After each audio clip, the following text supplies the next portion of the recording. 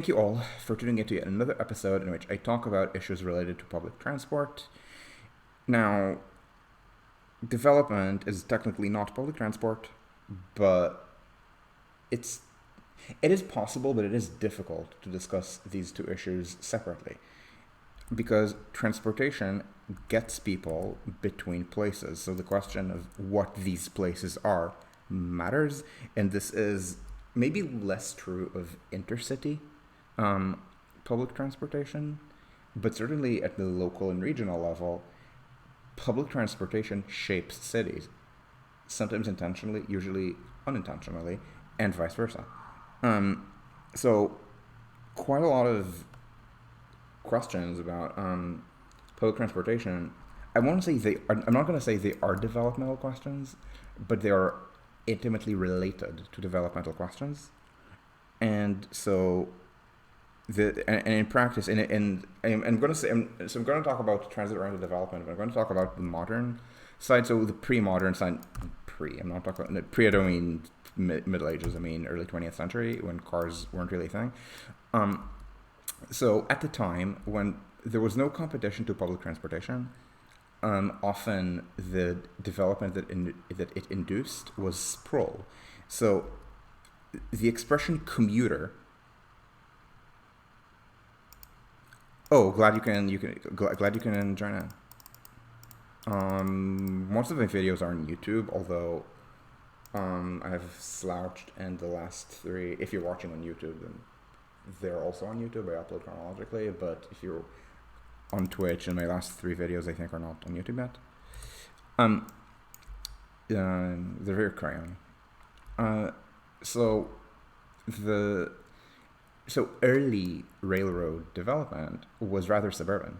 In fact, the expression commuter comes from the commutation ticket, that is to say, discounts for regular riders. These could be season passes, but they weren't always season passes. Often they were things like 12 trips for the price of 10. And in the United States, which was very wealthy, it was an early example of this. Now, the UK, of course, built railroads earlier than the United States, but in the United Kingdom, first of all, the railways generally served established cities. They tried to be as direct as possible. They didn't induce as much suburban development in the 19th century. They induced some, but not as much. Uh, and the Until Metroland, they couldn't even develop it at a profit. Now, in the United States, suburban development, it's not post-war Japan. This was not at a profit. It was often separate developers. But for example, Jamaica Plain was an early commuter suburb of Boston. New York had these uh, on the New York and Harlem, which is now Metro North's these lines, and the River Railway, which is now the Hudson Line of Metro North.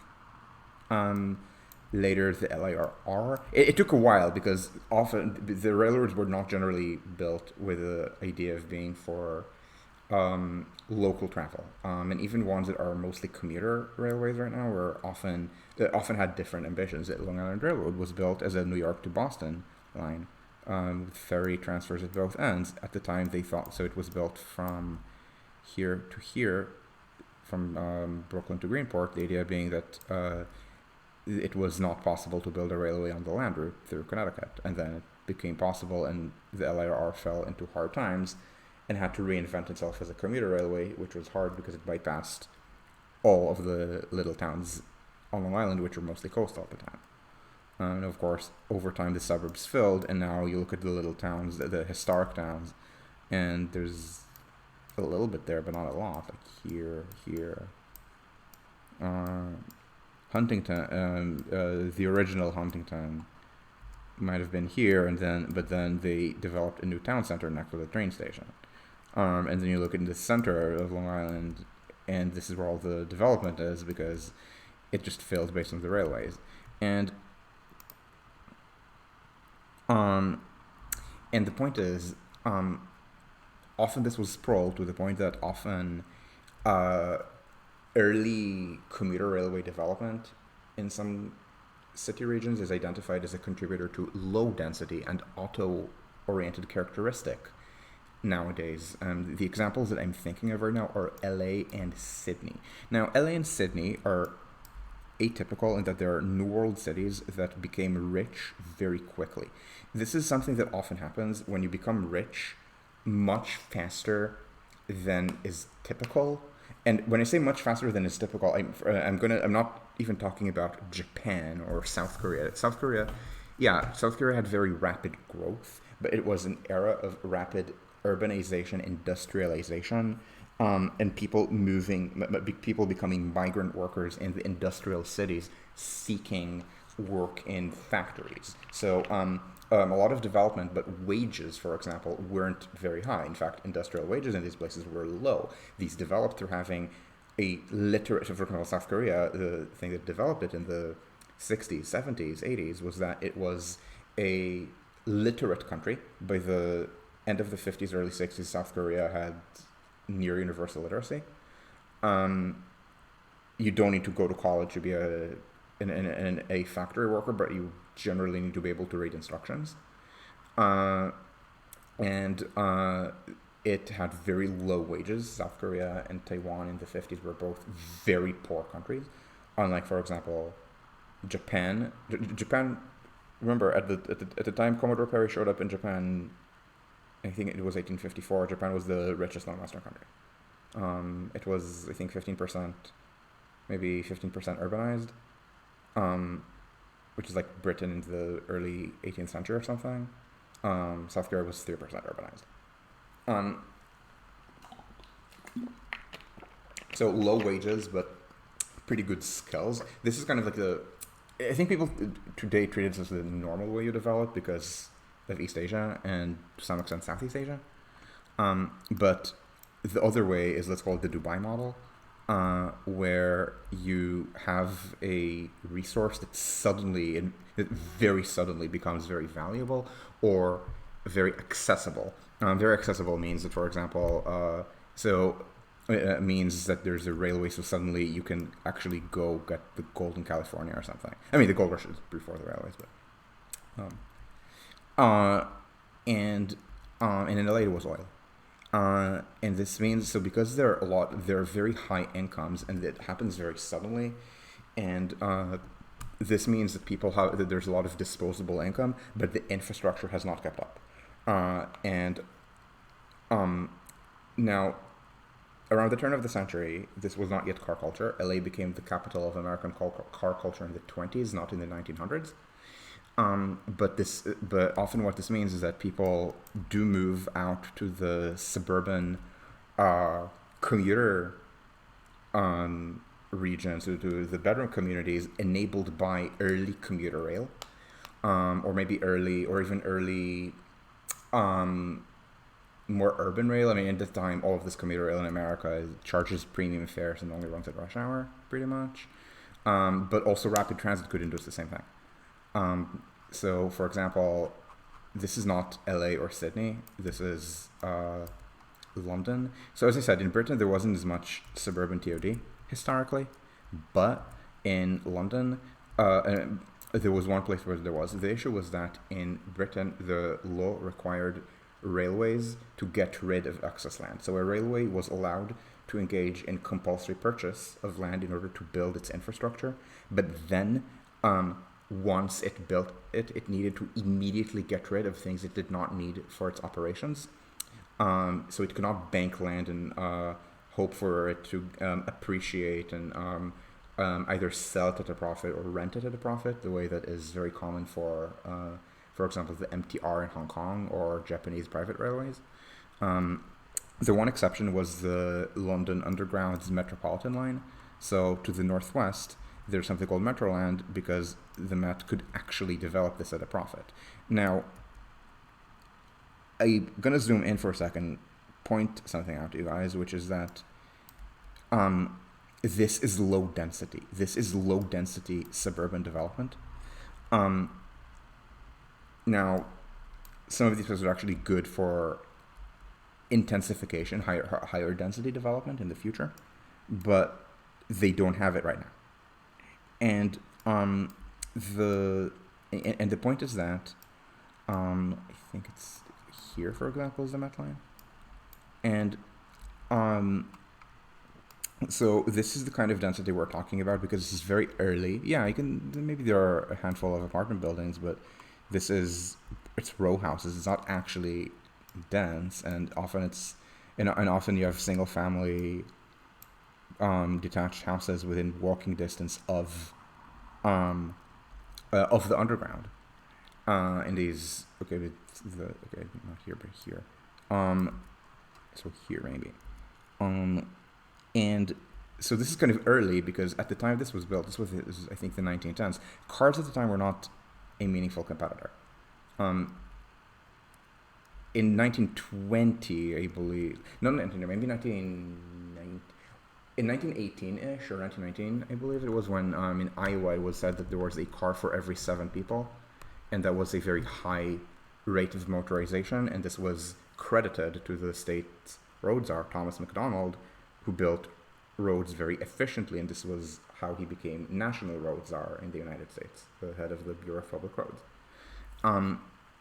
So we're talking late 10s, early 20s in one American state, and the United States at the time had massively higher incomes than the United Kingdom. So you start with things that are a little bit like this, and then as soon as cars become available, they just fill in at this kind of that density that we just saw, and people just drive everywhere except to city center, and over time they drive to more and more places, and maybe destinations will leave city center because of congestion. Now, this is essentially the history of LA. A bunch of town centers developed maybe around Pacific Electric, maybe around commuter lines, and then in the 20s, this area is booming. Population grows massively. Incomes are very high. In the 1920s, the richest American state is New York. I believe California is number 2. I never remember the order behind New York. It's, I think, New York, then California, then I want to say it's New York, California, Illinois, Massachusetts, New Jersey, maybe. But the point is that very wealthy place, but it's become wealthy and grown so suddenly, in this case because of the oil boom, and that it hasn't had time to build infrastructure. So at the time we're talking about is 1920s. LA is not the second city of the United States. The second city is Chicago, but at this point, LA is even with Detroit and Philadelphia and Boston, maybe. Now, Detroit is also a rather rapid example of growth, but Philly and Boston are like, compare how many commuter lines there are in Philly or in Boston and how many there are in LA, and realize that LA was not much smaller or at all smaller than these two towards the end of when railroads were still being privately built and upgraded. Yeah, it's not the UK planning law. In Britain, the problem with development is that it's done on the basis of everything is forbidden until there's an explicit plan saying it's legal, and getting the explicit plan is difficult because of issues of surplus grabbing, NIMBYism, and King Charles. Plus, again, members of parliament thinking they need to do what NIMBYs tell them to do. They don't. But, I mean, there aren't actually that many marginal constituencies, and yet it's a weird kind of, again, a lot of it is a culture that kind of venerates the local because the national has ideological politics, and that's a debate that a lot of people find uncomfortable, and they find corruption much more to their liking. They just don't call it corruption.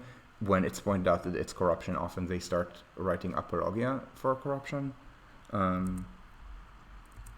And meanwhile, you see the actual effects of anti-corruption laws, and they're massively developmental. For example, in Italy. So this is the history of LA. Sydney, my understanding, has the same history. So Australia was very rich off of resource wealth in the 19th century, a little bit like the US at early settlement, like just massively better, I think, agricultural potential at contemporary Western farming tech relative to population. And yeah, there were indigenous people there, but the gap in technology and farming techniques meant that the settlers could just wipe them out. And uh, and so in Australia, they also had this kind of wealth outpacing infrastructure. And that kind of was one thing contributing to car culture. And by the way, we see the exact same thing in the Gulf region. Now, the Gulf region, of course, does like it when people drive because they export oil. But you can be an oil exporter and not do this. Norway is an oil exporter, but Norway, not just any oil exporter. I think Norway is like number 3 in the world in oil production per capita. I think it goes Qatar, then UAE, then Norway. However, now Norway was, by Northern European standards, poor on the eve of the oil discoveries, to the point that it even asked for Swedish technical assistance in exchange for a cut of the profit. Sweden wasn't interested, so Norway funded it itself and got all of the windfall. But Norway was, again, poor for Northern Europe, which is not, objectively speaking, poor. So it already had, healthcare and education and infrastructure and everything, and it wasn't in the situation that we see in all the Gulf states that they have 1.5 that I think the best ones are so Qatar and the UAE at this point have 1.5 world literacy rates, and they both have higher GDP per capita than the United States. And this has been the case for decades, by the way. And so it's and this is always what happens when you have consumer wealth outpacing development, because at the end of the day, public transport requires more planning, more state resources. It does not mean that public transport requires higher subsidies than cars. This is the distinction that is very easy to miss, mostly because American libertarians have kind of poisoned the discourse by conflating the existence of the state with all manners of real and imagined social problems. And subsidies fall into, frankly, both categories, real and imagined social problems. But you can have state planning and still expect, for example, the infrastructure to be profitable, which was the case in, let's say, Japan until the 70s. You could have and bear in mind, Japan nationalized the railways early. I think it was 1900s. Now, not all of them. There were private railways. There still are, but the JNR, not the JRs, existed for generations as a profitable railway until the overexpansion, post-rising labor costs, and competition from cars made the rural lines unprofitable. So the point is that you can absolutely make money on this, but it does require state planning. As far as people's brains, if they're used to like the kind of Anglo-libertarian mentality that the state is always like some kind of parasite off of productive private businesses, but that's just bullshit cope invented by people who are somewhere on the spectrum between incompetent and malevolent when it comes to infrastructure. And so, in reality, what happens is that when you have massive increase in consumer wealth without planning resources, you end up auto-oriented, and you also end up having more consumer goods relative to long-term investments in, again, healthcare, education, and so on. Now, you can converge. Australia did. California did. You don't always converge. The Gulf states kind of aren't. Again, the UAE and Qatar to some extent, but certainly not the rest. And even the UAE and Qatar, again, it's 1.5th world kind of literacy. Or you can be Argentina. Argentina never did. And then slip back to second world. And so with TOD, but anyway, that's the kind of prehistory of this. When I talk about TOD, I think usually when people talk about TOD, they don't talk about that, or they don't even talk about Metroland or about Elizabeth Trump. So if you're wondering why Donald Trump is wealthy, was wealthy before he went bankrupt multiple times, when the 7 train, the Flushing line, was being built in the 1920s, this German immigrant, Elizabeth Trump, recognized there was going to be more development here because New York was developing very rapidly at the time, growing in population very rapidly. In fact, the point of the subway was to stimulate this kind of low density, supposedly more American and less ethnic development than the Lower East Side tenements. That was kind of annoying to a lot of the people who built the subway, that the development that this was inducing was apartment buildings and not single family. This was before zoning. This is not, we're talking something that started 1904, 1905. Zoning is 1916, and it only gets really tight 1961 is zoning. So 1920s, Elizabeth Trump buys a lot of land here and develops it, and it's low density. I mean, I don't think it's single family, but it's like I don't think it's I don't think Elizabeth Trump would be building like this. I think it would be more row houses, perhaps. Fred Trump would be buildings that are more like this, but even then, Fred Trump built low density by mid 20th century New York standards. Fred Trump, remember, was the only major developer in the 1950s who supported the 1961 downzoning. So he was featured very heavily as a supporter of the plan because the other developers would have had to downscale plans for this.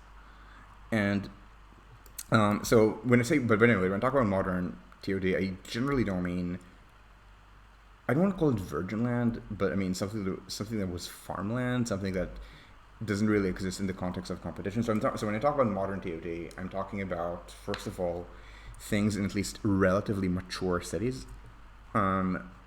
Relatively is doing a lot of work. So New York is a mature city, but so is, let's say, Cave. As opposed to a place that you're just booming into farmland. Second, it's in context of competition with cars. Competition that is either already here in a mature economy, or is about to come here in a second world economy, again, Cave, or something that you can at least see happening very soon in a developing country. And I'm thinking about India right now. Now, India is a poor country.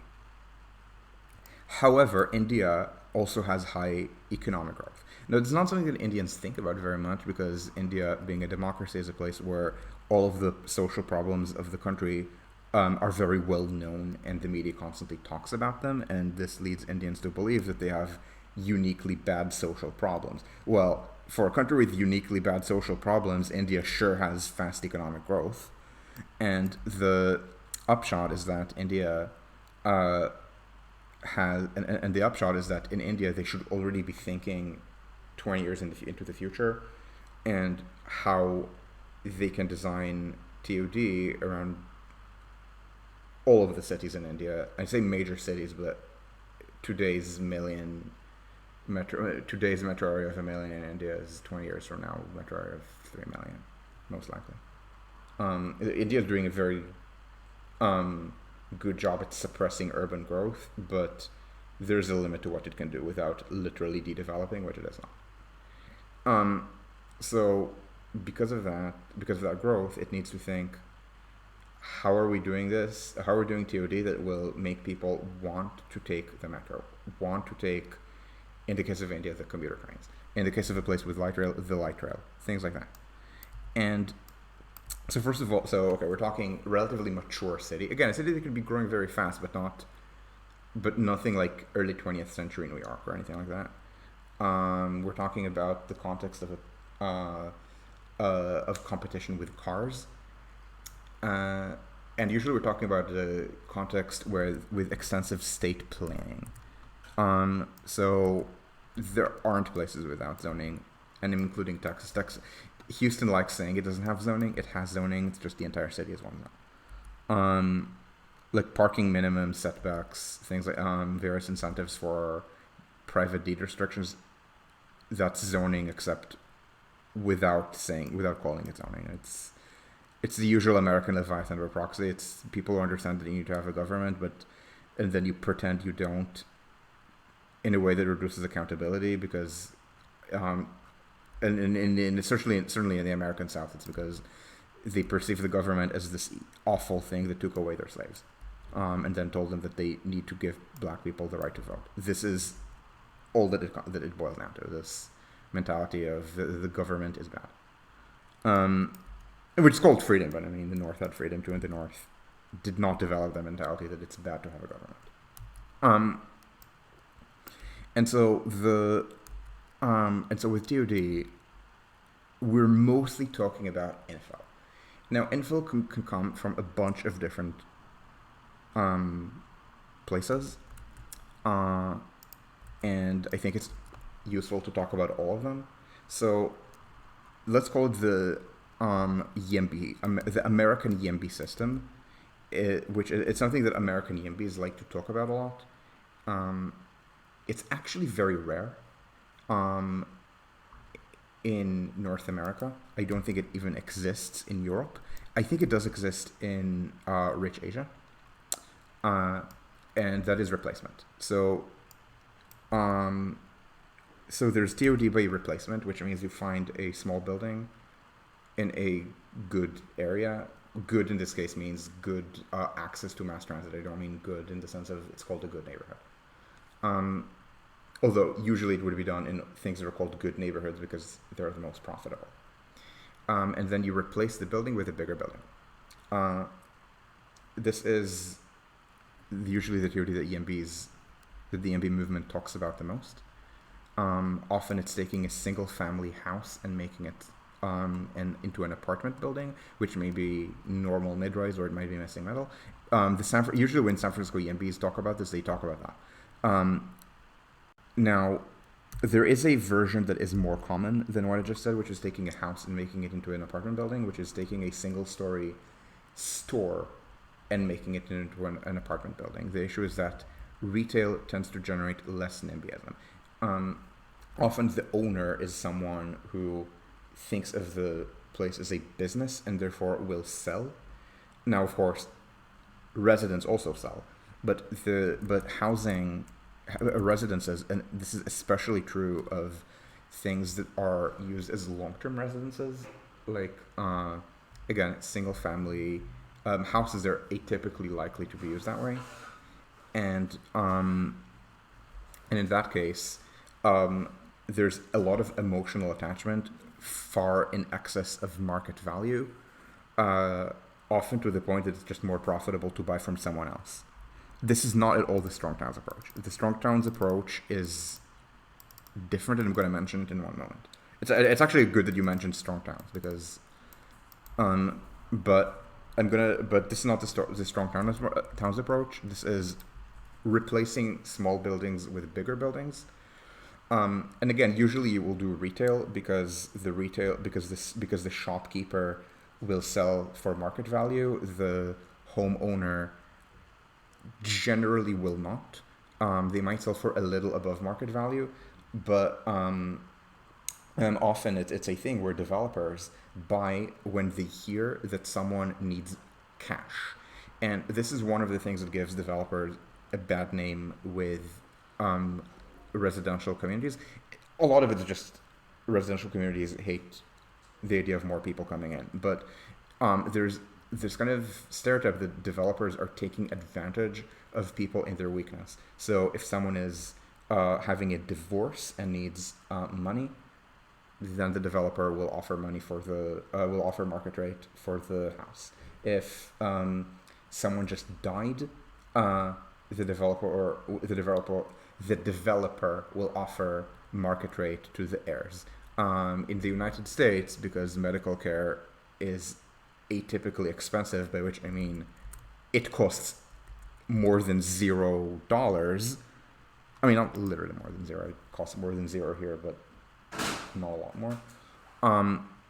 Then the developer says that someone is sick, and they will offer them money for their house.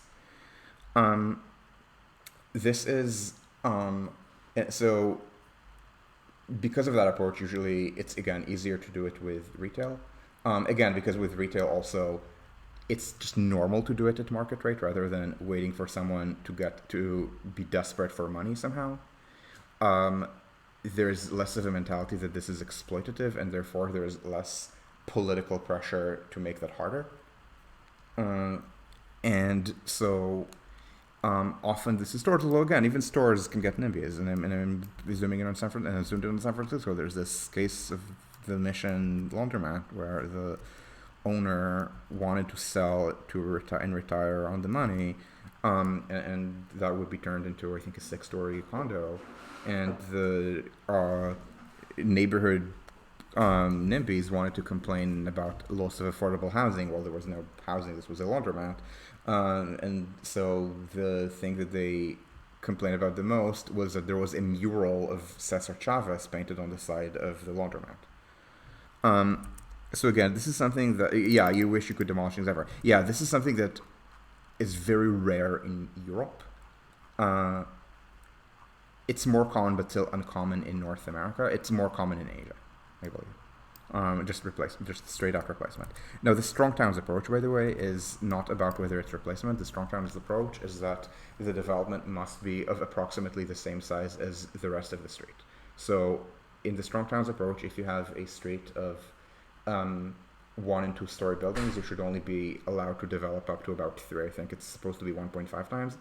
This is ridiculous, by the way. You need a minimum of 3 times the size of what you demolished in order for what you're doing to make any kind of financial sense.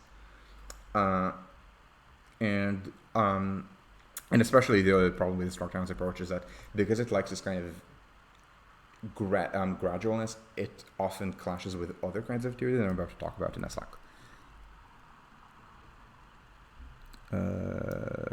Let's see what this is like.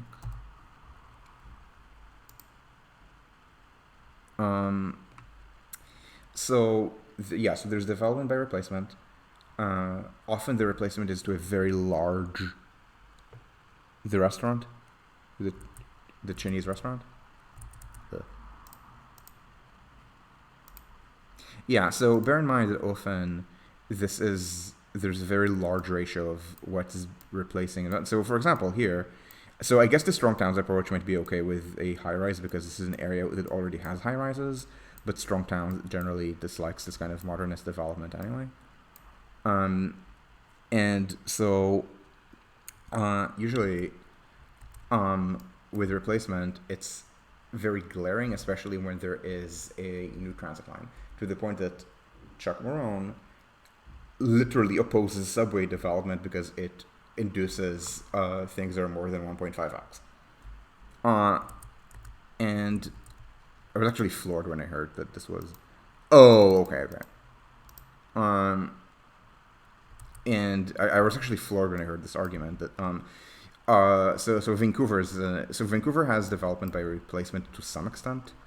I don't think they ever replace single-family houses, but they might replace. So there's another kind of infill. So we're talking about replacement. There's also replacement of use. Now I count retail as I don't count retail as replacement by use because the retail is part of the neighborhood. Essentially, it's for the residents, often the residents of the new building as well. Often the new development will even have a supermarket on the ground floor. Not always, but often.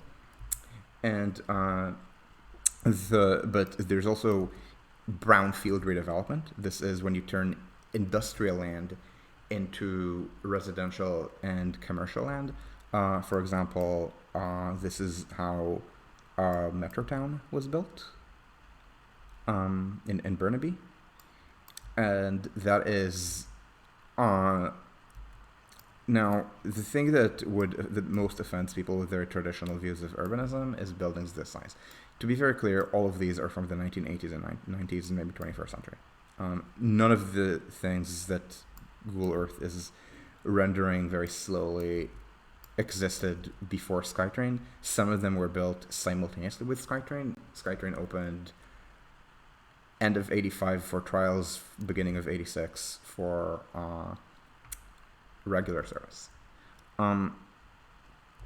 So note also this is very modernist in style. It's called tall and thin in Vancouver because these buildings are tall and thin and have space between them. And this was brownfield. This was mostly, I believe, not low density housing, but again, like warehouses, things like that.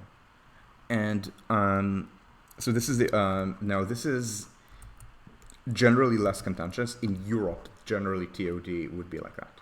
So in Paris builds very little within the city. It builds far more in the suburbs. What is built within the city is this kind of redevelopment by use, which can be either factories that are no longer necessary because of French deindustrialization. Okay, now I'm worried that I'm not coming through. There's a network error. Please try again.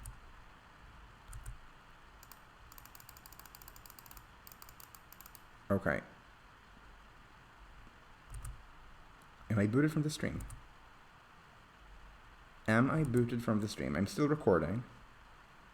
Stream is still happening.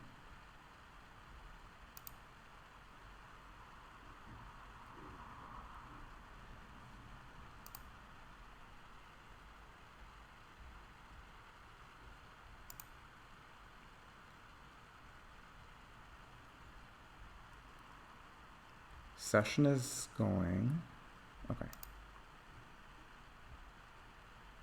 Okay, session is not going and I'm set to be on the fly.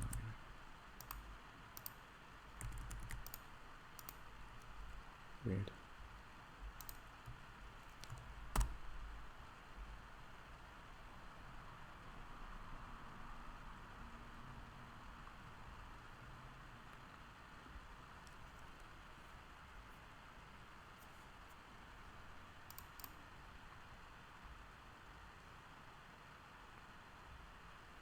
Is my internet not working? That would suck.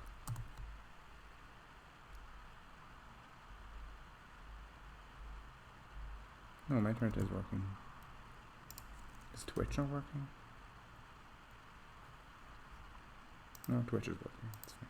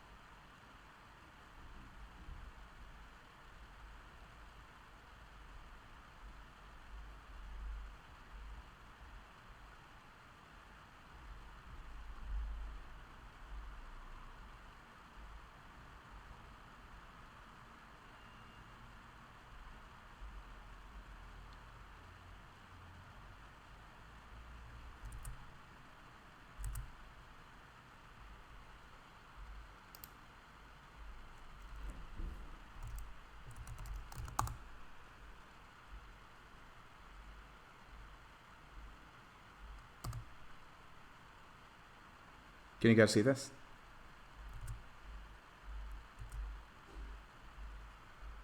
Hey, you can see this, Steffi.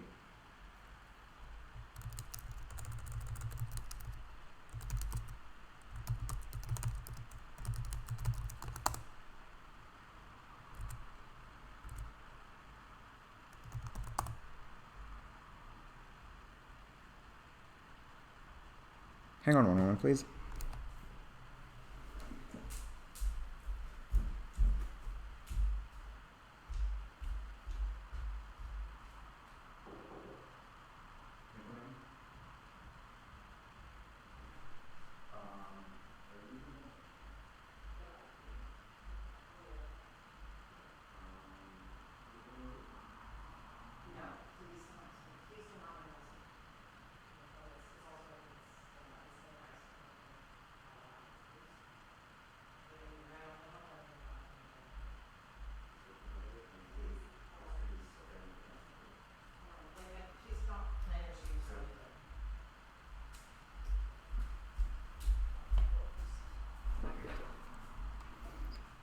Reconnection successful. It says unstable, but I don't know what's going on with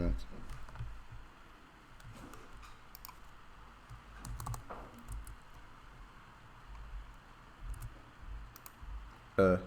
Is the sound working? Weird. Okay.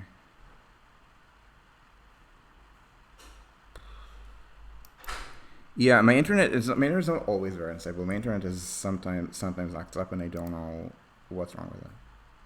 It's working now. It's okay. This is not sane, but you can see me. Awesome.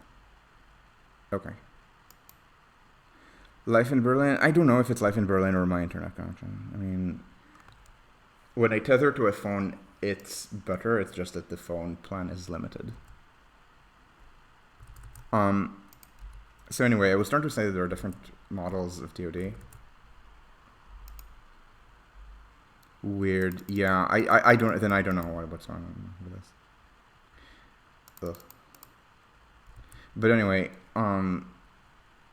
But let's move on. But let's continue with this for now.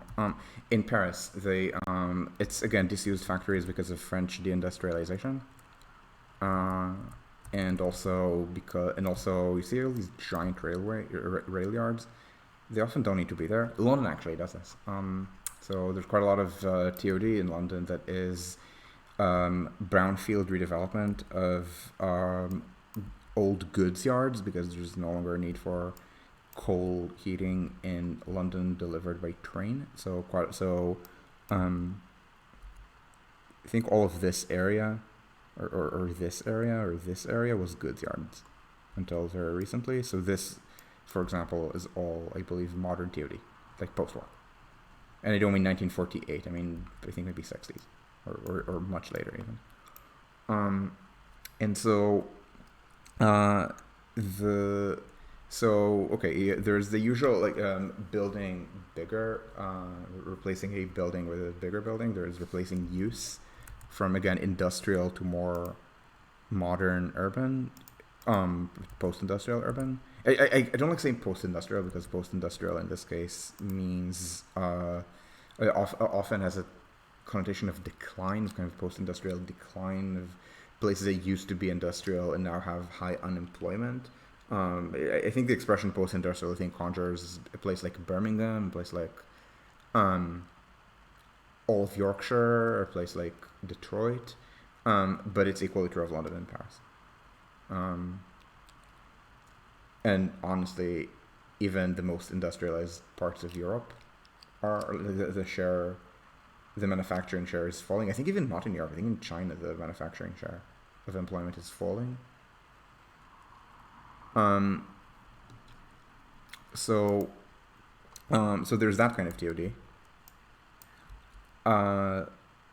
And the and then there's TOD, which is greenfield, and even greenfield I would divide into two kinds, which is the gap and the extension. So the gap is something that I think is most common in Berlin, actually. In this case, the gap would be areas that were left undeveloped because of the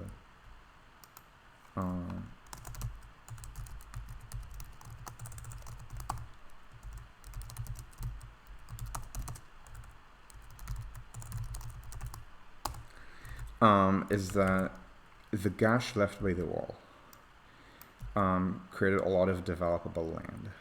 Now in Berlin, we can even talk about turning small buildings into big buildings. It just is not happening, but it's something that Berlin could do. For example, around those little garden houses here, for example, right on top of the S-Bahn, and this is the density. Again, it's atypical for Berlin, but they could do it. And there is what else? There is redevelopment by use. That would be industrial sites. They're doing it with Siemensstadt as we speak. They're essentially going to turn this into residential and commercial TOD in conjunction with the opening of a new line. It's kind of weird because so we're talking about uses. We're talking about, is the land use urban but lower density, or was it not, or was it some kind of industrial land use, or was the land just not? And I would even count the airport redevelopment as kind of redevelopment by use, but usually it only exists where there's an airport. There's redevelopment of gashes. So again, it's the wall. The wall was not a land use. I mean, I would have to collect it at your place. Sure, I can visit Prague. Everything's normal at your end. Awesome. The issue is not the second monitor. The issue is that what I look on my first monitor for some reason is not working, and I don't know why. If the video is working. And now the wall was of course a land use during the Cold War, preventing people from escaping East Germany. But then the Cold War was over and it was no longer a land use. And I don't mean it's a low value land use like industrial land. I mean it was just the land was empty. The wall had been demolished. It was just empty field. It was just empty land. This can also be empty land, but in areas that are so empty land can be in gaps like the wall. It can be in gaps like the like what they're doing in Paris, where obviously there was no wall. I mean, it was defense wall, but different era, different purpose. This was about preventing Germans from getting in. The one in Berlin was about preventing Germans from getting out. But for example, I think this area, the Gonesse triangle, like here maybe, this just happens to be in the gap between developed areas with near railway lines, this and this, and so I believe Metro Line 17 to the airport is supposed to pass through this. So by accident, this is turning this into valuable land. So this could be developed, and by could be I mean there are plans to do so.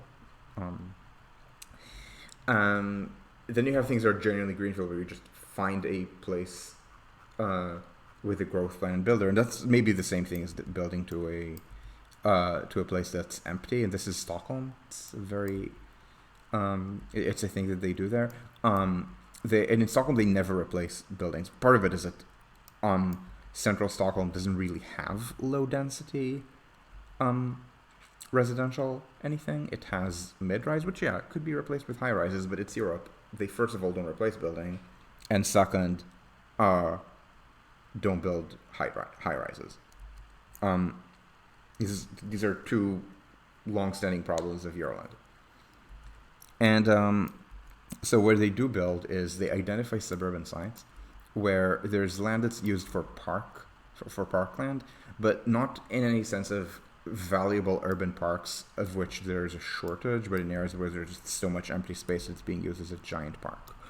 And people who read World War III real might remember that one of the characters, Pekka, lives in such a development which is currently being built called Barkarby. It's here. This is, you can already see the subway tunnel that is being built. Actually, this is a subway tunnel. I think this might actually be the highway tunnel. I think the subway tunnel is more like here. But the subway is being built here. I just don't remember if this is part of it. I believe the subway is entirely underground, so this really looks like a highway tunnel. It's way too... What's the width of this? Yeah, 30 meters. No, that's on the subway. That's not the subway L, that's a highway.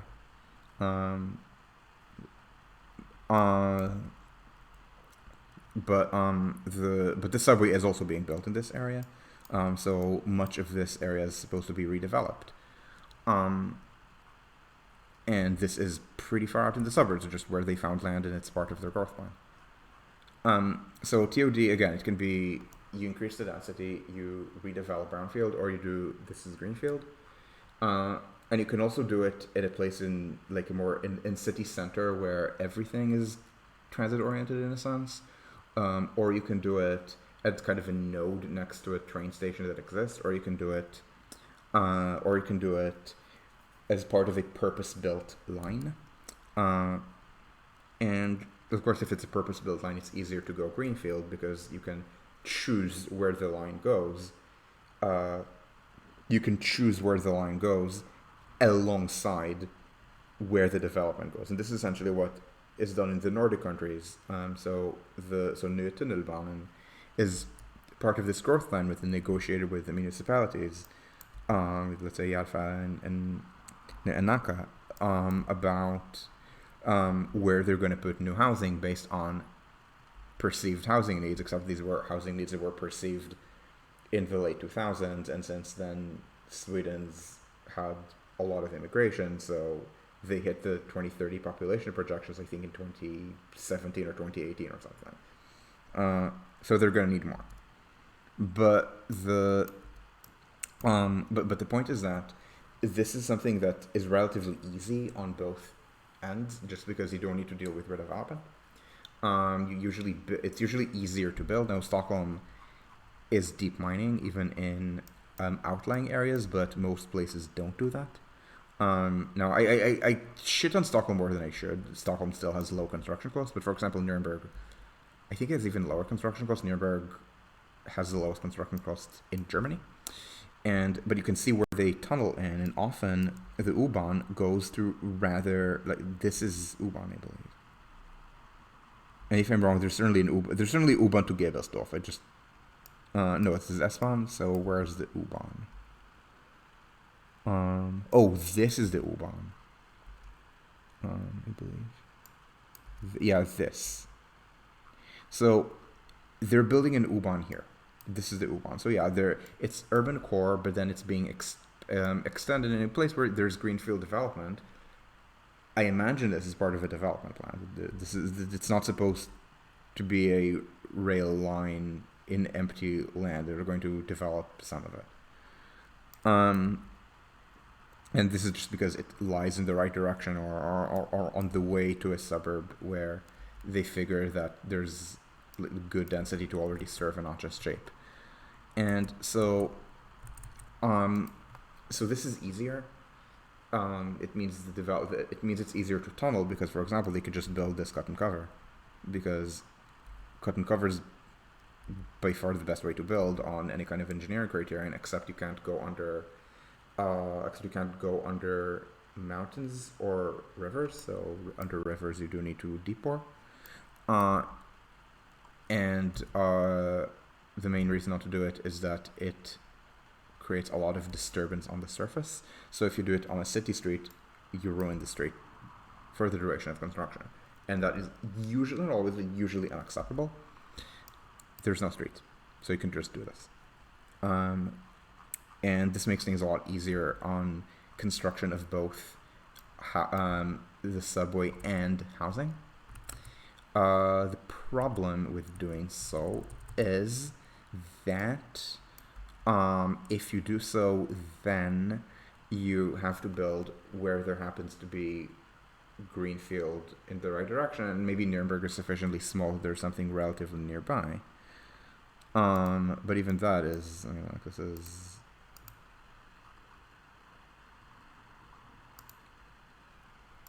what's the distance to Hauptbahnhof? 3 kilometers. I mean, yeah, it's pretty close. No, it's not Hauptbahnhof. Yeah, it's useful to actually know the location of Hauptbahnhof. Yeah, it's 5 kilometers. Yeah, okay, but I mean that's near, but it's not literally in city center. And Nuremberg is small, and this is pretty atypical in existing. Usually, if something exists this close, it's because it's a protected forest or something. And in Stockholm, they need to go way farther out into, again, Barkarby, Nacka. So in Stockholm, they have parks, but these are actually used as parks, and maybe a little bit of that can be clawed back to expand the university or something. I imagine this is what they did with these buildings. But at scale, they're not building here, which would be the most valuable land. They're building in Barkarby. They're building here, and again, Barkarby is just a place that I chose in like a fictional story, but it's one of 3 places, and yeah, it's 14 kilometers. And the others, yeah, they're closer, but I mean, Nacka, we're talking about building here. So yeah, okay, 8 kilometers, 7 or 8 kilometers. That's still not that close, and Stockholm is not a large city. It's not like 7 or 8 from central Stockholm is not the same as 7 or 8 from, let's say, Manhattan. And this is and the last line is just is in this direction. So I think there's a little bit of brownfield that they're doing, and as they connect the line to a different branch. But I think there's going to be some development opportunity here. It's 5 kilometers, but that's brownfield 5, and brownfields are supposed to be closer in. So the problem is usually it's far. So it's suboptimal. Less preferred, and often if you only do that, you're still, which Stockholm is doing, or Paris is doing, you're still creating a housing shortage in city center. Now this usually ends up leading to the 15-minute city problem, where people live in city center, have everything they need within 15 minutes.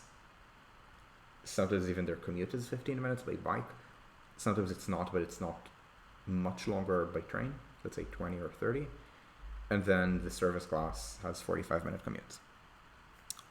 Sometimes an hour. Because there should be, there's kind of a natural gradient in places that are not constrained by things like height limits or zoning laws that act as height limits or planning laws that act as height limits. And usually this means high rises. Again, it's typical outside Europe to have high rises in city center.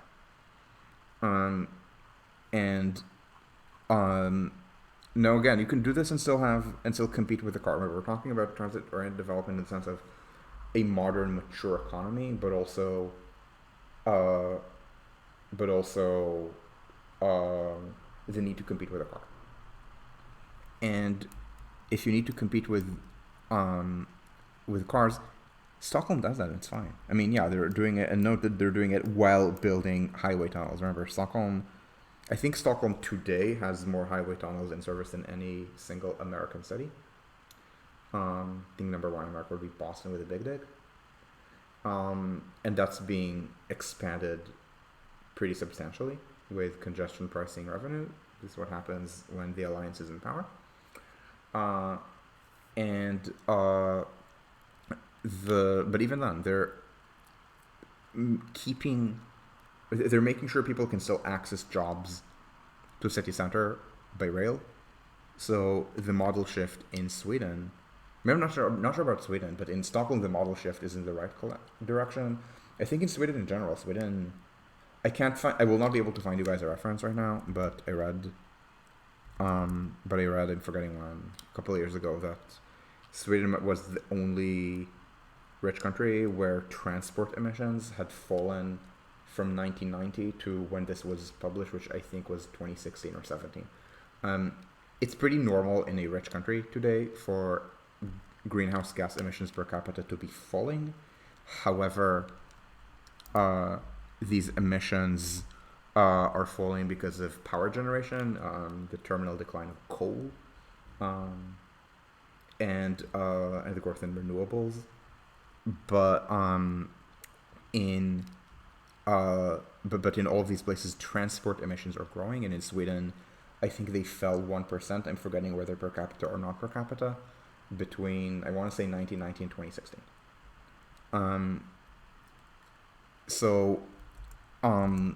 So even with the highway construction, the rail, the maintenance of a strong city center, of a strong monocentric business district, fed by many rail lines, which I want to say have been invested in, but actually the last 30 years did not have a lot of investment. There was Citybanan, but it only opened 2016. There's New Tunnelbanan, but it's only under construction. I think it was a lot of its growth of new industries that center here. I think Spotify is somewhere. It's maybe here.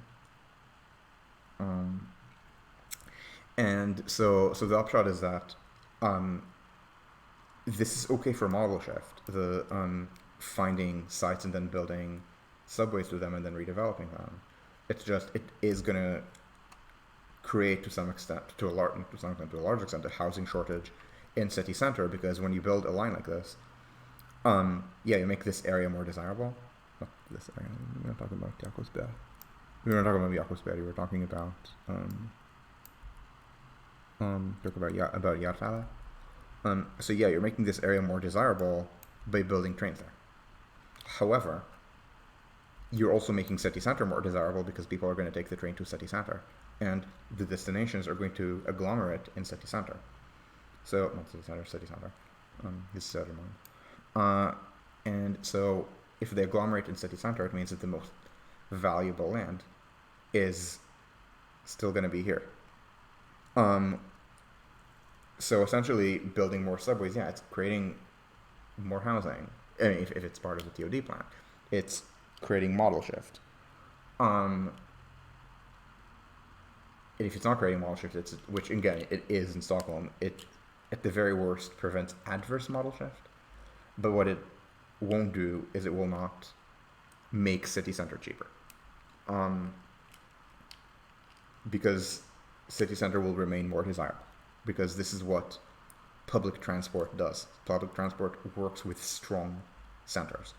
All these cities that people lament are too monocentric, like Stockholm or Munich. There's a reason they have strong public transport systems for their sizes.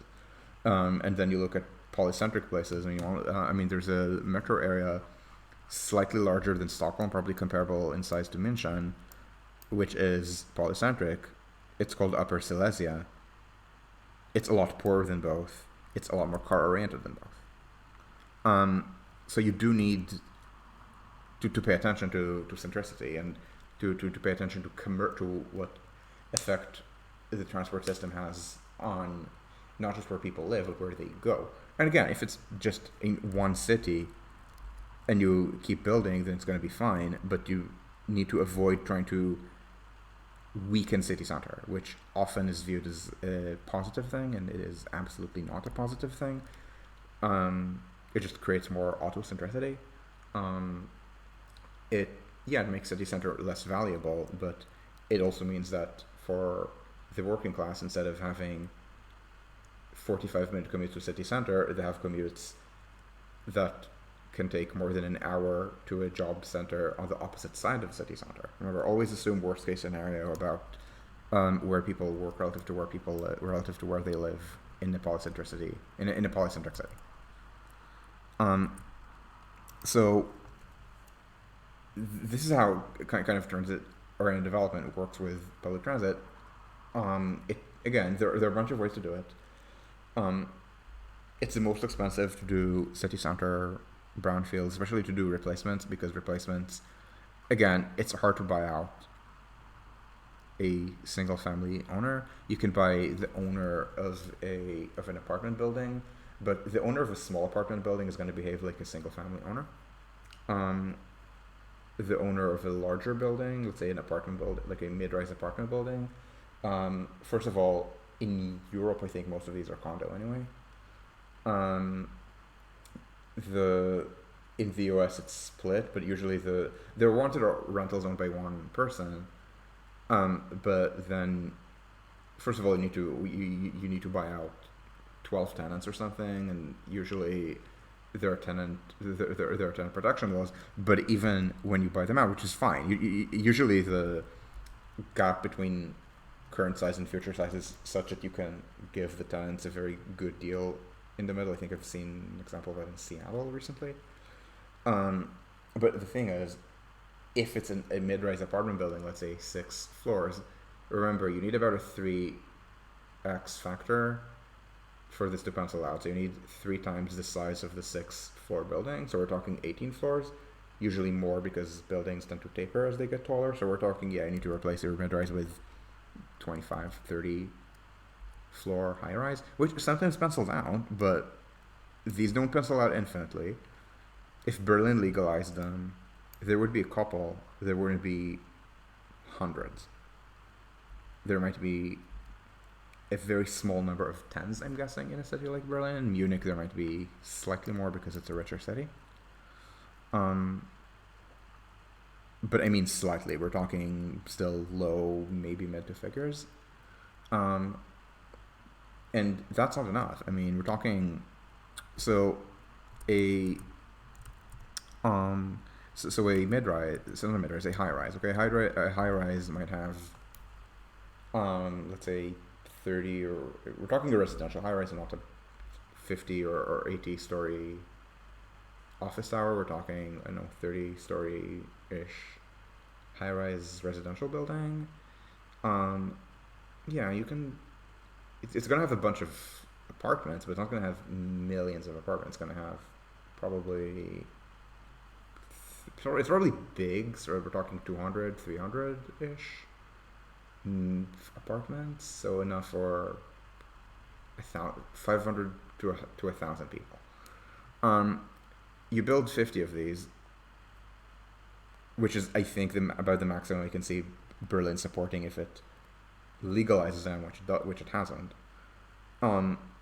That's for, I don't know, 30, 40-ish thousand people. We're talking probably 15,000. Like, I'm guessing this is less than a year's worth of how much Berlin is building now. Except Berlin is, of course, not building it as high rises, building it as mid rises in the other possibilities. So a lot of reuse of industrial land, expanding into where the wall had been, building in random greenfield sites that exist. The big thing under discussion is Tempelhofenfeld here, which I view as a brownfield because it's an airport. The NIMBYs view it as encroachment on actual neighborhood use, but there's already a park here. Use this as a park. This has trees. This doesn't. So, it's actually a big flashpoint because the NIMBYs view it as a neighborhood, as important to the neighborhood. They fight it as if it's important to the neighborhood. YIMBYs have understood to some extent not to demolish people's parks, or anything like that, and to look for things that have less sentimental value. But YIMBYs, I think correctly, view it as industrial reuse. This is a former airport. These are runways. This is treeless. In the summer, it's sweltering to be here, whereas the parks with the trees offer nice refuge. This does not.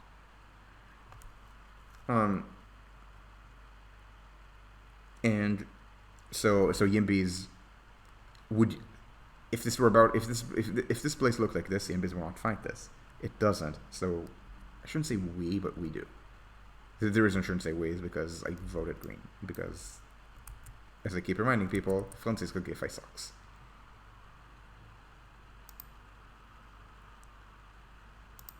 Yeah, exactly. It's not a useful park. They're keeping the terminal building. I think they're not even redeveloping the entire thing. I think the idea is to redevelop the margin around here and then open either one or two infill stops on the S-Bahn. I think maybe also extend Schillerkiez a little bit, connected with Neukölln. But I don't think the plan is even to turn all of this into buildings, let alone the terminal. The terminal is going to stay the terminal, and that's fine. It has a historic value.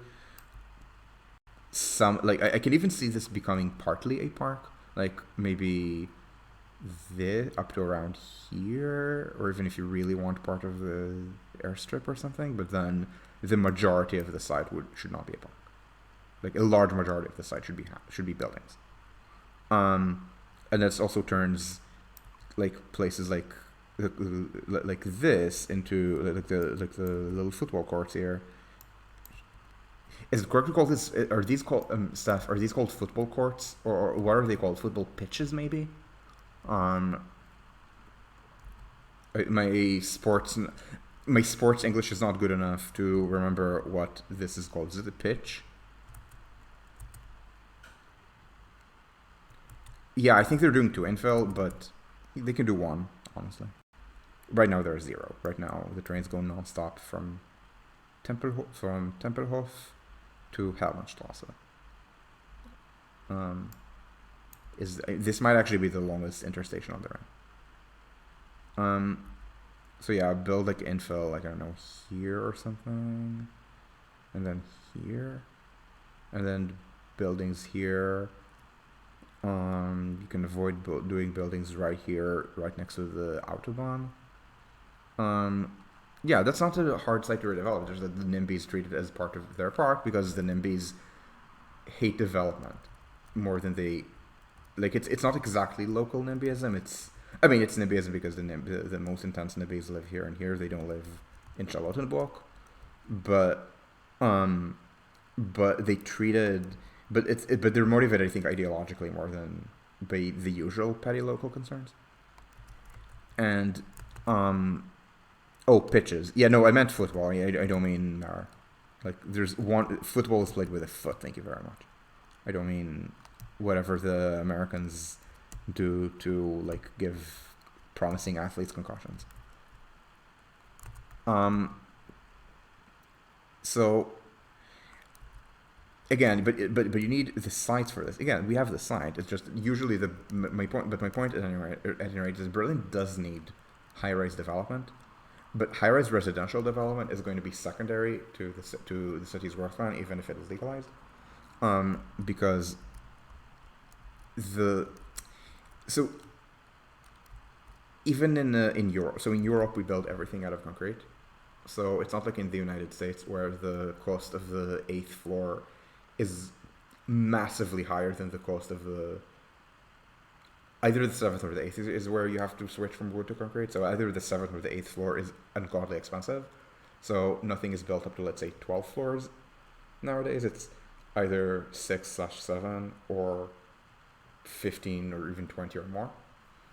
Here it's more flat, but even then, I'm not certain that so if it's the first building, then yes, the 30th or even the 50th floor on top of Warschauer Straße is more valuable than the, let's say, 7th floor in North Warschauer Straße. And by North Warschauer Straße, I don't mean Charlottenburg, I mean Lichtenberg, let alone Eiffelland, like in Motzen. But I don't think that Berlin supports, let's say, 100 buildings where for the most marginal of them, let's say the 30th or the 40th floor is more valuable than the 7th floor or the 8th floor of infill in Lichtenberg. Like more profitable. So eventually you need to grow up and out. Now out does not literally mean greenfield in this case because there's so much brownfield, but this is just East Berlin. Normally we'll have less brownfield. So you'll do greenfield like in Stockholm, which again, greenfield is not bad. Greenfield, if it's embedded into an urban fabric, which it is in Barkarby, it's not going to be an isolated development where you have to drive for everything, except the little bubble of the few project hours in whatever retail the planners deemed you worthy of, or your city center job, of course. No, it's adjacent to other things. This is good greenfield. You can do good. So this is actually a good example of where greenfield development is not necessarily auto-oriented. Again, it's when it's part of a growth plan with an urban rail, with an urban rapid transit line that's often going somewhere else. So there are other town centers nearby, as in the case of Barkarby, or in the case of what I showed you guys of M17. And so that is, again, it's useful. Just bear in mind you can't grow exclusively like that because you will create a shortage in city center. Conversely, you can't grow exclusively on city center high-rise redevelopment because eventually the construction costs will bind. That's the first problem. The second problem is I don't think there are going to be enough sites. And remember, you need to go very big to justify replacing a mid-rise. Especially mid-rises with very high lot coverage. So maybe in Philistine it's easier to redevelop some of the commie blocks. Except that first of all, it's a lot of residents to buy out. And so it's the usual single family problem, except worse. These residents tend to own their flats. The standard in Eastern Europe, and in this particular case, East Berlin behaves like Eastern Europe, was that the tenants were given deeds to their public housing units when communism ended. So it's really hard to redevelop. It's not rentals where one person owns the entire thing. And things where, again, where one person owns the entire thing yeah, it's often a small building tucked somewhere, and then you would need to buy out probably four of these to make one high rise. And yeah, the high rise could have way more apartment. You could be replacing, you know, you could be replacing 50 apartments with even 300 apartments. It's just actually it's actually there's going to be a lot of veto points at this 50, um, so it's hard. So you can't develop exclusively based on that, and this is a problem in, let's say, San Francisco. So San Francisco is actually a really good example of the exact opposite of what I'm lamenting is the European strategy. So the European strategy is you never redevelop unless it's genuinely a brownfield, um, and instead you find transit-oriented development sites that are typically greenfield. San Francisco is the exact opposite. So San Francisco is very famously NIMBY, right? There's a reason the global YIMBY movement started there. Yes, the term YIMBY as a movement for more housing comes from Stockholm. YIMBY Earth is Gustav Svert. Gustav Svert has obviously very YIMBY beliefs, but the kind of global YIMBY brand is something that really comes from San Francisco and not Stockholm. And you would expect that this is because San Francisco is very expensive, which it is, and not only expensive but it's expensive, in that it has and brings in a lot of domestic migrants for its very high value tech work. And so let's just look briefly at the development rates in these areas. So Marin, San Francisco, San Mateo, Santa Clara, and let's do Alameda and Contra Costa. County total, annual, and this goes back to 2021. So let's see how much development this is. And wait for this to load because my internet could be better, as we saw recently. So in 2010, San Francisco builds basically nothing. San Francisco is a city of about 800,000 people. This is pitiful. But this is the recession. And as the tech boom advances by 2013, they actually build okay numbers of housing. I mean, this does get gutted during Corona. This is permits, so these don't land. These are a leading indicator. Not literally, but pretty close to it. They're very spiky as a thing. They don't, whereas starts and completions are smoother or more smoothed out. Starts do have a problem where short-term numbers aren't as meaningful, but they do react very quickly. The peak tech boom of San Francisco was building city proper around 5 or 6 units per 1,000 people per year. All of which are multifamily. It's not single family. So what happened in San Francisco was that they did a lot of construction. So first of all, San Francisco did a lot of high-rise commercial construction, a lot of commercialization of city center, which SFEMB even protested to some point. To some extent, they complained that the SOMA growth plan was too commercial and not residential enough. They were wrong. But the point is that San Francisco proper is not building a lot of housing. It's building less than it should. I'm guessing it needs to build about twice as much. Sorry, twice as much relative to, not to 2.5. Twice as much relative to 4. So it needs to be building about 8,000, maybe 10,000 units a year. But it's building an appreciable fraction of what it needs, and then you look in the suburbs. There are more. This is San Mateo County. So Santa Clara County is, I think, 1.something million people, maybe 1.7 million. So Santa Clara County builds probably about the same per capita as San Francisco. It's just very sprawly. San Mateo builds basically nothing. These are often the most desirable parts of the region. San Francisco, yeah, it's where the post-Great Recession tech firms have headquartered themselves. And I guess also Twitter. But the highest value land is in Palo Alto. Yeah, Palo Alto is in Santa Clara County, but these areas are very NIMBY. So no construction in the suburbs.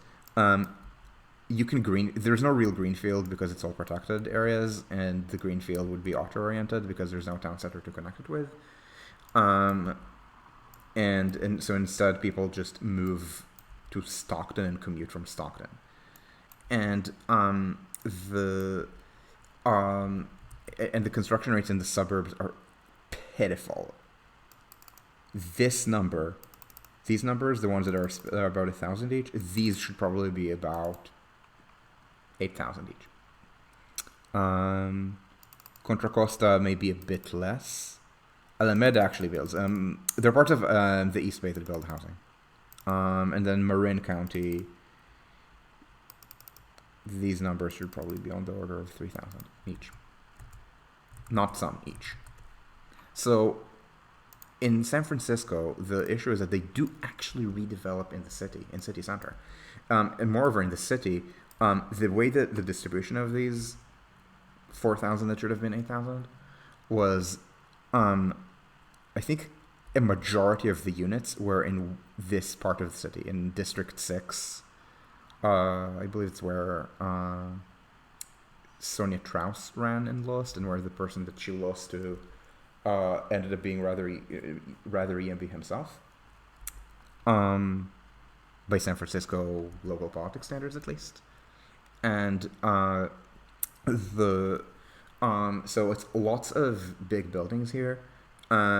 Now the construction costs are not even binding. It's just that they're not. I mean, the construction costs in San Francisco are high. It's just that the rents are even higher. It's just that they're just not building anywhere else, and there's only so much you can do by building in D6. They're just not replacing single-family houses here and here, and let alone here, with even missing middle, let alone mid-rise, let alone the 50-story high-rises that should be on top of Geary, on top of the subway that should be built, on top of Judah, on top of West Portal. And so this is a kind of opposite of the European situation. So in the Bay Area, just don't build enough housing. Where they build is only right next to city center, by which I mean, again, Soma and the Mission, and I also mean parts of Oakland and Emeryville. Emeryville, I think, builds quite a lot. But what they don't do is build over a large enough area for this to matter. So what they build is what they build is TOD. They just don't build enough, and if you don't build enough,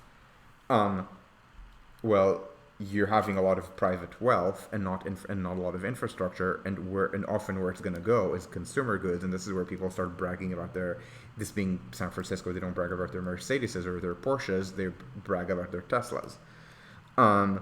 And then they start complaining that public transit is full of dirty people. And I say this as someone who hasn't been to San Francisco many times, but I was there 5 years ago. I gotta tell you, I didn't see anything there was especially bad. It's just, I guess, the Tesla owners have, think that everything should look like the interior of a throne room in a dystopian space opera or something. So don't be San Francisco. By the way, if you need to be either San Francisco or Stockholm, be Stockholm. Stockholm does a lot more housing per capita, and this has helped cool the rents. But try to essentially do both. So do a lot of urban infill housing. Find brownfields where available. San Francisco might not have a lot because San Francisco is not as industrial. But where that exists, use that. But also find places to go greenfield, and of course, you need to be able to build. Can America build? No, but Sweden can build, Germany can build, parts of Canada can build. They're not very good at it, but British Columbia can still build. Ontario can. British Columbia, to an extent, can still build. And yeah, this is essentially how you do TOD. And again, use all of the possible forms of TOD. There's always going to be something that's just not possible given local context. And I don't mean that in Europe they hate high-rises, although that's also a problem. I mean things like how in Berlin, for example, you can't really replace small buildings with big ones within the ring, because within the ring, everything is old enough that it was just built mid-rise from the start. and that's when you need to go to places that are pretty close in. But this is not the most desirable part of town. Like the Gartenhäuser here and here. Like, they're not nothing. They should be redeveloped, but it's not like it's single family in Charlottenburg. For example, in LA, it's the other way around. There is single family, literally in the most desirable parts of West LA. Conversely, maybe in LA, it's not really possible to do any kind of greenfield because the area is too big for a greenfield to be TOD. So again, look for what you can do. Often you'll need to build several things, like several kind of typologies at once. Knowing the fact that you should probably be building several subway lines at once. And yeah, this is how you get TOD, and this is how you get good model shift. And I guess 9 people are still here, so you can take questions. If people have questions. How long is the recording? An hour and a half. So yeah, are there questions?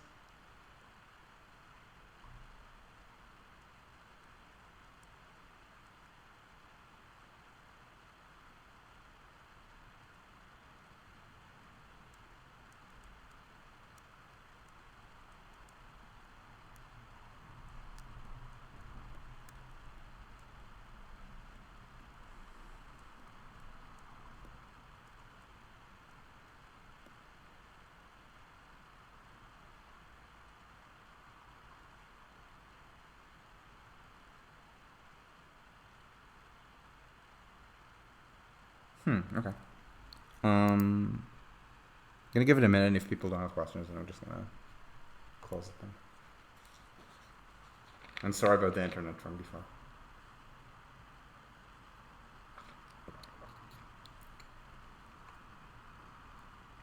Ooh, Connor, one sec.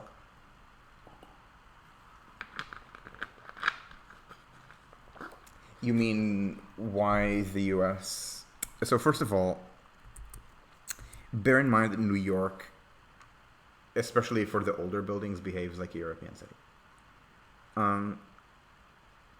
So why are these different? Honestly, it's a bunch of things. So the United States had lots of space. So then I want to say the US had low urbanization for its wealth, but let's not get carried away there. In 1920, America is 50% urban. Germany is maybe a little more.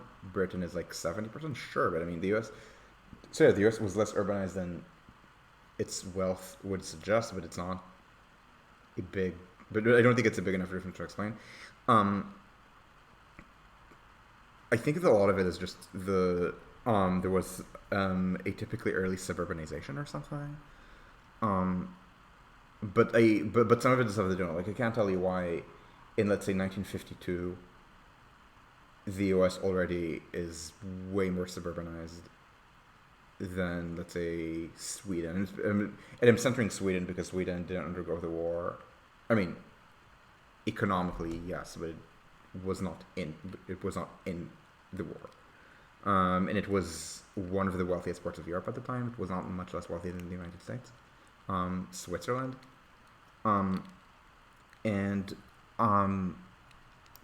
So I think a lot of it is just the United States had early white flight. I think it was not even white flight. A lot of it's just wasp flight out of New York. In New York, maybe they couldn't destroy the city, but in smaller cities, it was more possible. But some of it is stuff that I'm not sure. The newer cities are just newer. So if you're asking me about LA, where it's different, I literally told you a lot of it is just it got rich faster than it could build infrastructure, and that made it car oriented.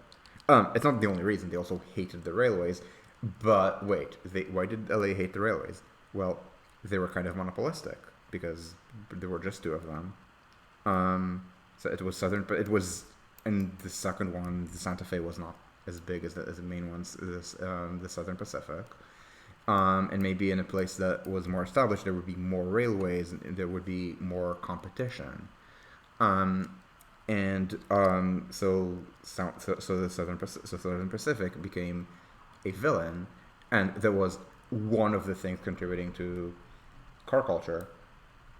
It was hate of Southern Pacific, and But again, this is the newer parts of America. The older parts of America, again, New York. Yeah, the suburbs of New York look different from in a European city, but New York is famous for the fact that it had a typology of walk-up tenement buildings, same as Berlin, same as Paris. In fact, different from London. Uh, Chicago, I'm not sure what happened with it. Like, I think with Chicago, it's like in New York. Maybe it started a lot of stuff farther out started as some kind of missing middle and just never got upgraded or something. Never got densified. I'm less certain. Um, Boston, oddly, I'm less familiar with the urban history of. Um, so, so I'm sorry I can't give you a very clear answer on this.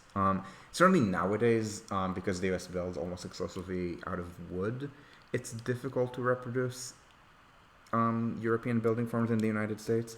And of course, the regulators in the United States are used to current forms, and then when you try to reproduce something, even something that works with technology and labor available in the United States, the regulators get really squeamish. Things like single-loaded corridors.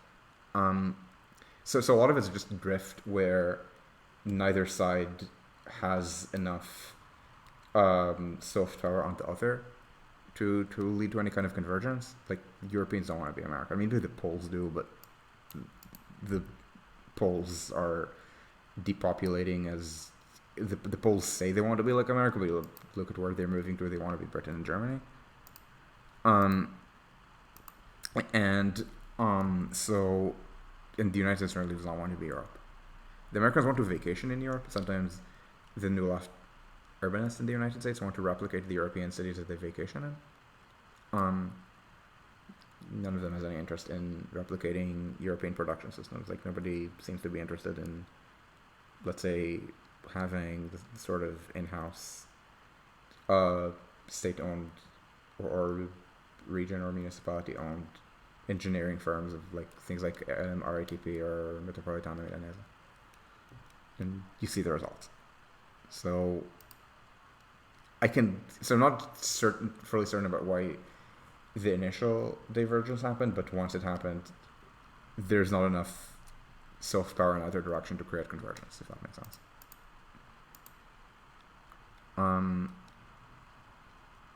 Same way with like differences with East Asia. I mean, Japan has a lot of soft power on South Korea and Taiwan. Japan doesn't really have soft power on Western Europe or the United States, or vice versa. I mean, yeah, there's just some American soft power in Japan, but with housing, I don't think they're trying to be America. They're certainly not trying to be Europe, and of course, in the United States and Europe. But again, I mean, you do see some weebs, you do see some people who vacation in Japan and liked it, but the idea of literally just having zoning be a national law scares Americans, for example. Yeah, I hope that answered your question, and I'm sorry that it was less of a complete answer than you think you were hoping for. Are there other questions? What's the lag? 11 seconds, I think.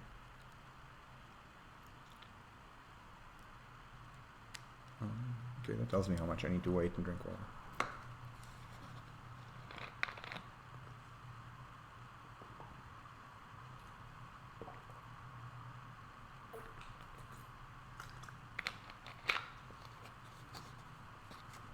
Sure, thanks for watching, and thanks for sticking by when the stream cut out. I wasn't sure the stream would be able to return.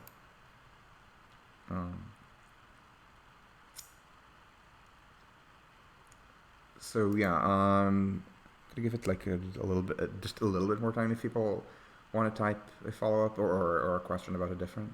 Oh, are there any North American cities listening to me? Oh yeah, definitely Vancouver. Vancouver's very good at this.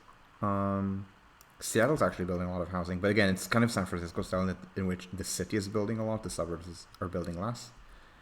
But I'm less familiar with Seattle and what exactly it's doing. But I do know that its transit model split in the 2010s was improving, which was I think was the only place in in the US where there was a rise in the model split for public transit between, let's say, the eve of the Great Recession and the eve of Corona, so maybe 08 to 19. I think they were the Bay Area because of the growth of tech with a lot of commercial TOD, and Seattle.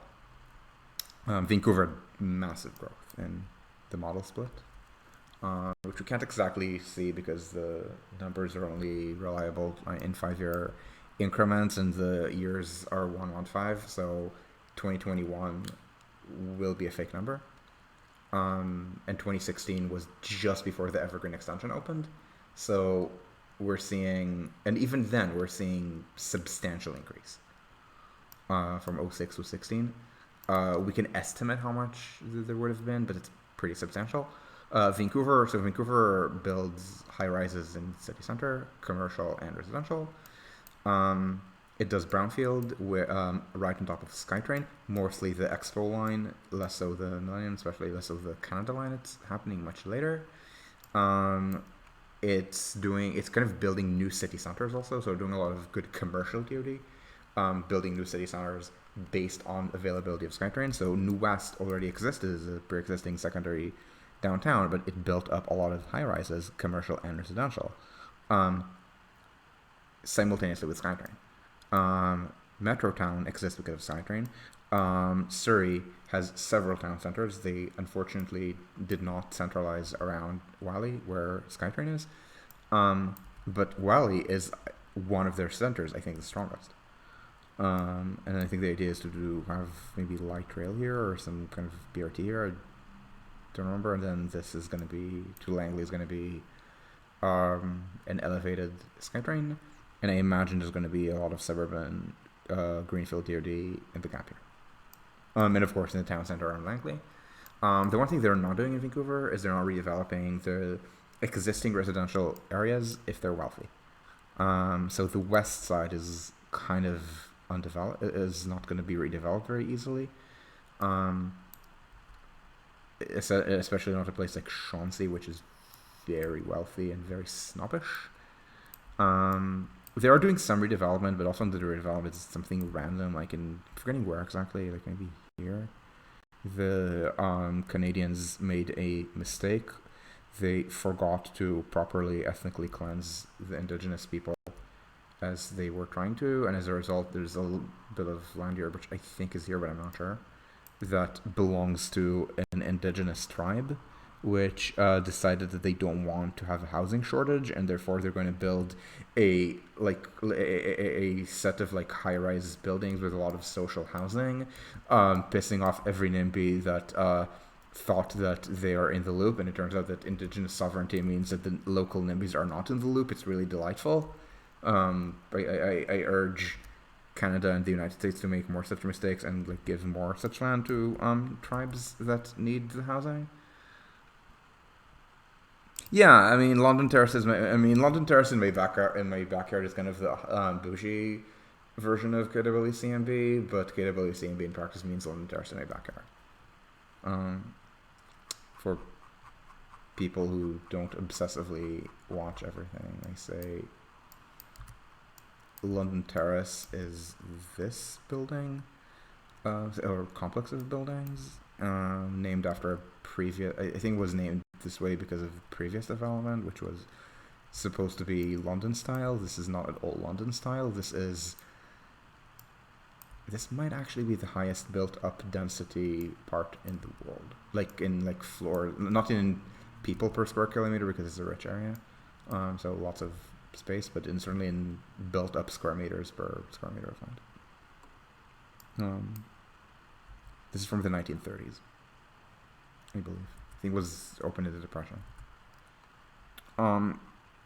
Yeah, so no, bear in mind nowadays they would not do it like this. They would do it not quite like this. The cruciform thing is, can't tell if it's an American special or an American special. Certainly in Europe they don't do this. In New York, in Europe when we do modernist, it's not cruciform. It's just, it would be like this, like without the abutment. It would just be like long rectangles. But with much more space between the buildings. In Canada, it would just be single towers, like taller than this, but with more space around them. or in Asia. Canadian redevelopment, at least in Toronto and Vancouver, is rather Asian in that sense. So anyway, you were asking if there's a good place. Yeah, Vancouver. There's one thing they don't do, which is they don't redevelop pre-existing residential, especially in rich areas. This might change. It's slowly changing with Canada Line just to kilometer. Might happen with the Broadway extension. I can't tell. Yeah, this is actually not a Europe good, North America bad. This is an America bad thing, but this is a place where Jared Walker's maxim about envying Canada actually works really well, and not just for America. But again, Canada has lots of other problems.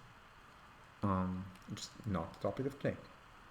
So I'm going to ask one last time if people have questions, and in recognition of the lag, I will give a little bit of...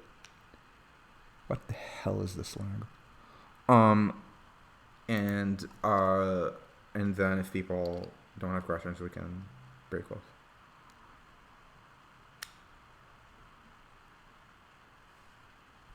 It's like a sub 2 hour stream still, so not too worried.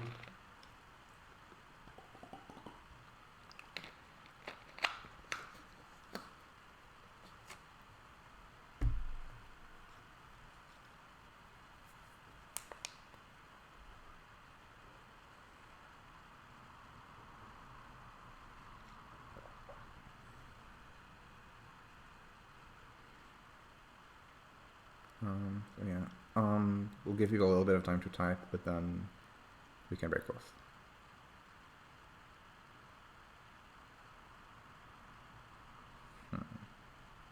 So anyway, TOD again. I mean, TOD is not exactly the same as public transit. In fact, you can be good at one, terrible at the other. I think especially nowadays in Southern Europe, they have TOD plans, but not a lot of housing development because these are not growing areas. And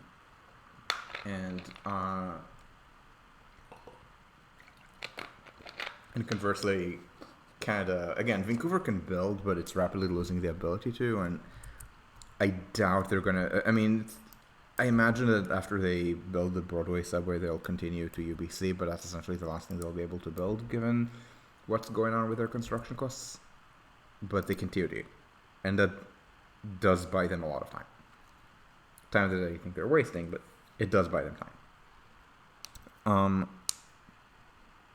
And I'm constantly watching the clock to see if based on the lag, whether people had time to type in questions, and I'm pretty sure there are no longer any questions. So thank you all for watching.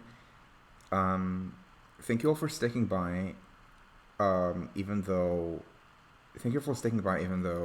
the stream cut out.